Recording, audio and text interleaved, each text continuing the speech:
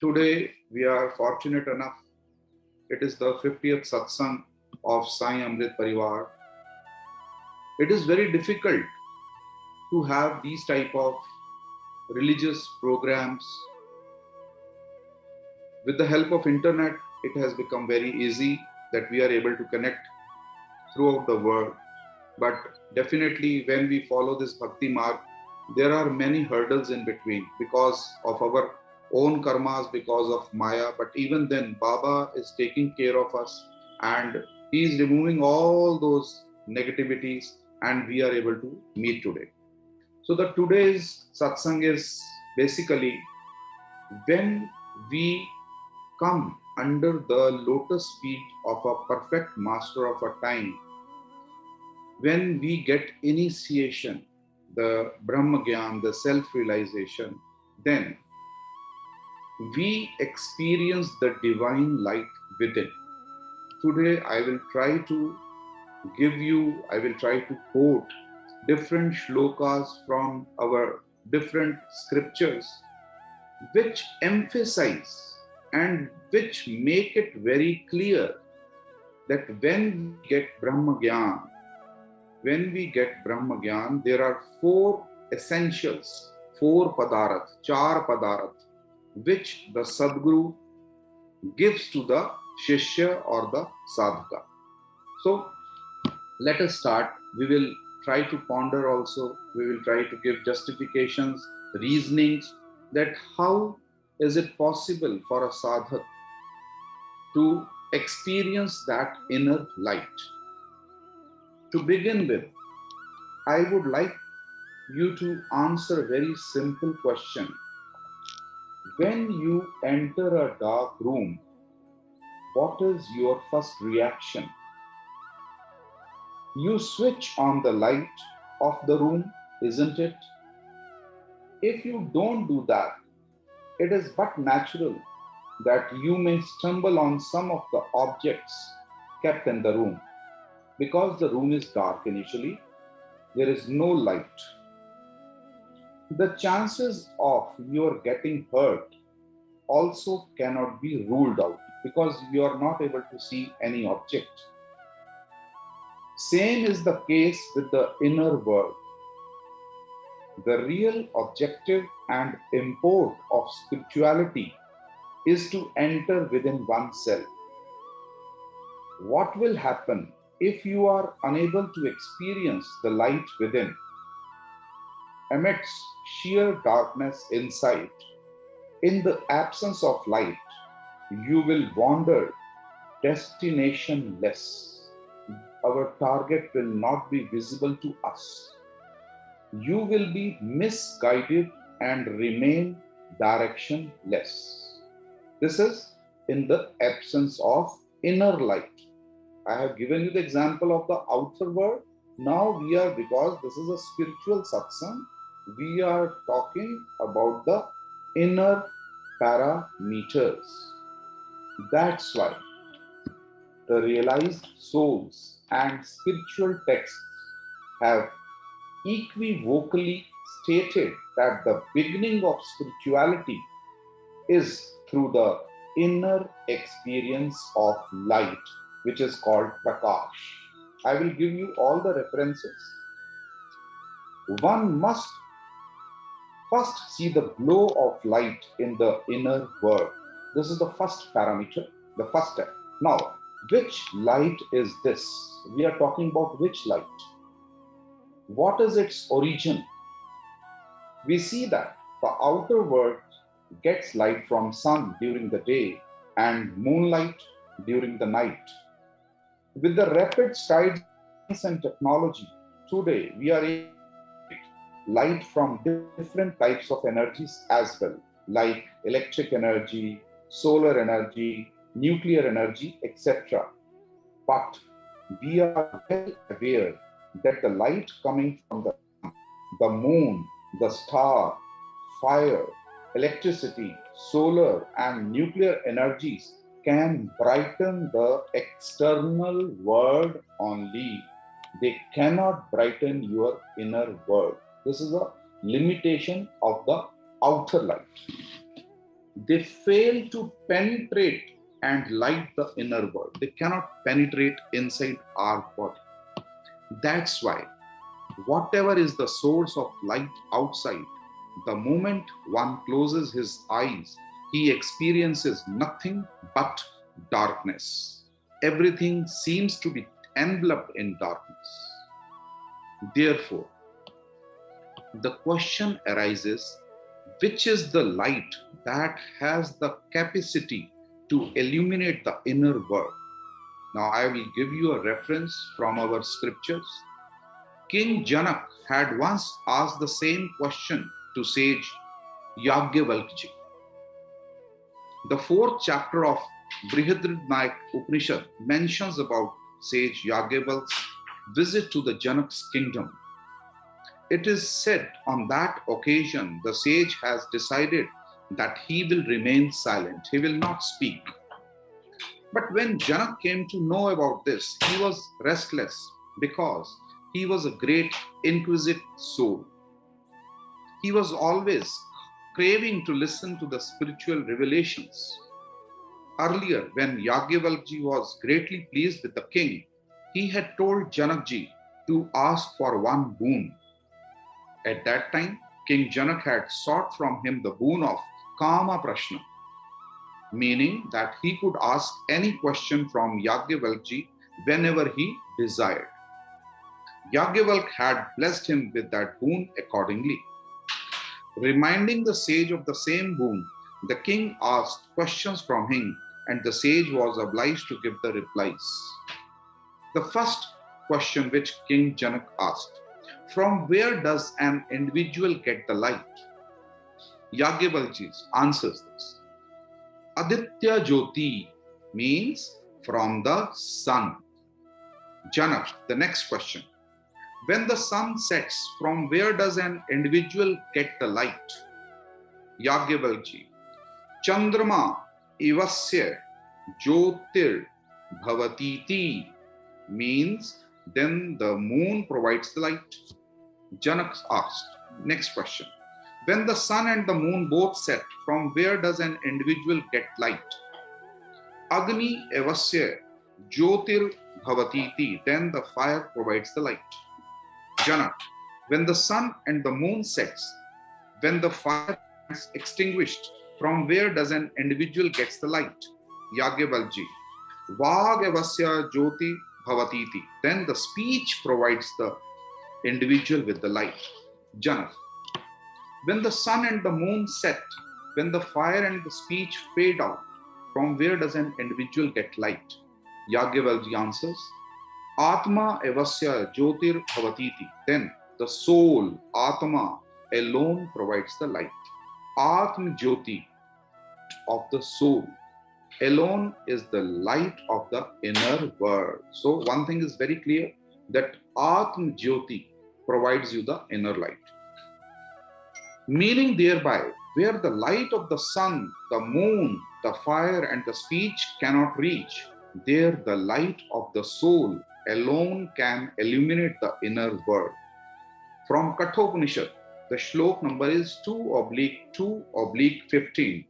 Na tatra suryo bhati, na chandra tarkam. Please refer to the shlok, Kathopanishad 2/2/15. Na tatra suryo bhati, na chandra tarkam. Nema vidyute bhanti kutom yagnihi. Tamer bhant manu bhati sarve. Tasya bhasa sarvamidam vibhati. Now, what is the meaning of this shlok? I will tell you. Neither the sun, nor the moon, nor the stars can illuminate that. What that? The soul. They cannot affect the soul. Electricity is also powerless before it. Then, what to say about fire? On the contrary, the sun, the moon, the galaxy of the stars, the fires, etc., all these are illuminated from that light. This light remains established in the heart of every being in the form of his soul. This light alone is Brahma Jyoti, the divine light of God. This light is the non-manifested form of the Lord. It is said, Sahaj Prakash Roop Bhagavana, Ramcharitmanas. The elemental form of God is light. So the actual form of our Shirdi Sai Baba is light. Then in Bhagavad Gita, Lord Krishna has proclaimed, Jyoti Shama Pitat Jyoti Tamsa Parmuchite Gyan Gem Gyan Gamyam Bridi Sarvasya Vishishtam, means the Supreme Soul is the light of the lights. The Supreme Light, it is far beyond darkness. It is said elsewhere that within the body, the Supreme Soul remains established in the form of the light. This is from Mundopadnishad. Now the important question is, where the human being can experience this supreme light? Is it possible for him to have the practical vision of this divine light of God? Means, can we see God? The actual form of God is light. Because when we close our eyes, we only experience darkness within us. Then how can we see the extraordinary illumination of the Supreme Lord? Taking advantage of our gullibility, because we are unexperienced, we don't have this experience. The so-called fake gurus began to make the novel preaching that the practical experience of the Supreme Light is impossible, because those gurus don't have that power to open our third eye. So they say you cannot. So one should do simply the name the realized souls have proclaimed. It is from all the scriptures. They say, सोई नूर दिल पाक है, सोई नूर पहचाने, जाके किए जग हुआ, सो बेचून क्यों जान. Means, I will tell you the meaning of this. O man, the supreme light engulfs each and every heart. Step forward and identify it. The light with which this world came into being, why do you say that it is beyond your reach? Don't say that it is beyond your reach. Then Saint Kabir says, Antar Jyoti Shabd Ik Nari, Hari Brahma Take Tripurari, Te Tiriye Bhag Ling Ananta, Tyu Na Jane Adi O Ananta. This is from Kabir. What is the meaning?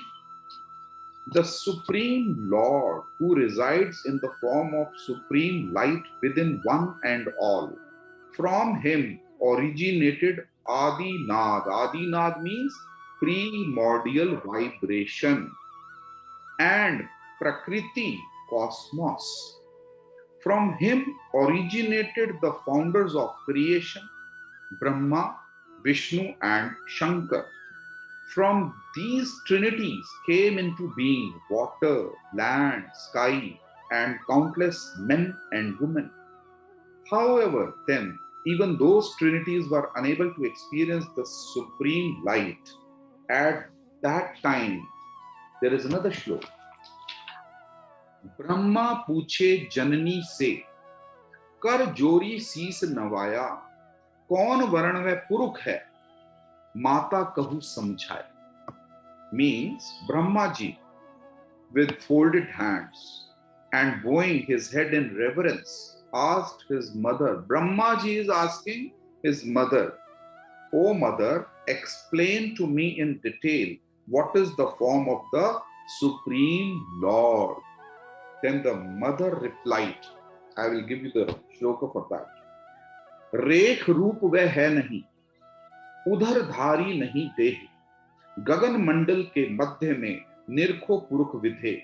The meaning in English, because all the bhaktas, they cannot understand the Sanskrit or the different shlokas of Kabir ji. So I am giving the actual shloka in Sanskrit or Kabir Vani and their English meaning also, so that it becomes clear to you. You can understand the meaning. The Supreme Lord has no outline and form, formless. He has not assigned himself the form of the body. To know him Focus in the middle of the forehead, Gagan Mandal.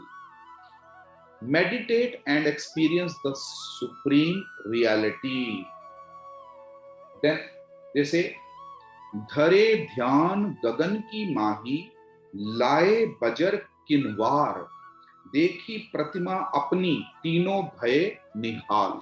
Meaning, controlling the sense organs firmly, meditating in the middle of the forehead, the Trinities were blessed by experiencing the supreme reality. Now, in the above revelations, it has been clearly asserted that it is possible to experience the Supreme Lord in the form of light. But this realization is not possible through the sense organs. This is not possible through the sense organs. For this, one needs to acquaint with the technique of meditation, which helps him in focusing on the middle of the forehead, which is the third eye, where the third eye is situated. It has been proclaimed in the Vedas. I will give you the English version. Firewood contains fire, but it is latent. It is generated through the proper procedure. There is a procedure which is called self-realization. Similarly, the light of Supreme Lord is present in each and every atom, but remains latent. So, it is necessary for an individual to attain the correct technique to experience the divine light within. So, we have been telling this point during all our satsangs. We need a perfect master of the time who can give us the satsang. So, and the Brahm Gyan. And as the certified by all our scriptures, certified by all our scriptures, the technique through which it is possible is only and only Brahm Gyan. Therefore, Lord Krishna says, Gyan Gayam Gyan Gamyam, means the Supreme Lord can only be experienced through Brahma Gyan. This Gyan, divine knowledge, can be attained with the benign grace of the Sadguru, perfect master of the time. And then Kathopanishad says, meaning in the company of the enlightened masters, the experience of the Supreme Brahma happens in the same manner as if someone is able to distinguish between sunshine, heat, and the shade. In other words, the spiritual aspirant is able to clearly differentiate between the secular world and the Brahma. The same has been revealed in the Guru Nanak Dev Ji, 2/463. यदि 100 चंद्रमा उदित हो जाएं और हजारों ही सूर्य का उजाला हो जाए, वो भी संसार में इतना प्रकाश होते हुए भी गुरु के बिना घोर अंधकार ही होगा. This is the Hindi version. जे 100 चंदा उग वही, सूरज चढ़ी हजार. This is from actual Gurbani. I told you the Hindi version first, but now I am telling you the Gurbani. ऐते चानन होंदिया गुरु बिन घोर अंधकार means, if the light of hundreds of moons and thousands of appear in the sky simultaneously, it is the same quantum of light that exists inside us. But without the refuge and grace of the true Guru, our inner world will remain engulfed in darkness. Therefore, it is necessary for us to take shelter of such a Sadguru who can bless us with Brahma Gyan, self-realization, and with his benign grace and make us experience the divine light within ourselves. Om Sai Ram.